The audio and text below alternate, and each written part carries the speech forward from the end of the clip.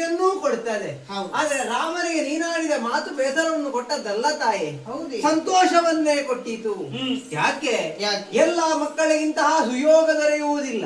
ಪಿತೃವಾಕ್ಯ ಪರಿಪಾಲನೆ ಅಂತಹ ಯೋಗ ರಾಮನ ಪಾಲಿಗೆ ದೊರೆತಿದೆ ಅಂತ ಆದ್ರೆ ಅದನ್ನು ಶಿರಸಾವಹಿಸಿ ಪಾಲಿಸುವುದಕ್ಕೆ ರಾಮ ಸದಾ ಸಿದ್ಧನಿದ್ದಾನೆ. ಅರಣ್ಯಕ್ಕೆ ನಾ ಹೋಗುವುದಕ್ಕೆ ಹೊರಡ್ತೇನೆ. ಆದರೆ ಒಂದಮ್ಮ, ಏನು ಮರಳಿ ಅಯೋಧ್ಯೆಗೆ ಬರುವುದಕ್ಕೆ ಅವಕಾಶ ಉಂಟೆ ಕಂದ? ಹೆಚ್ಚು ವರ್ಷ ಇಲ್ಲ, ಅಂದ್ರೆ ಈ 7 ವರ್ಷ 14 ವರ್ಷ ವನವಾಸದಲ್ಲಿ ಇದ್ದು ಆ ಬಳಿಕ ಬರಬಹುದು ನಿಮಗೆ. ಆಗಲಿ ತಾಯಿ.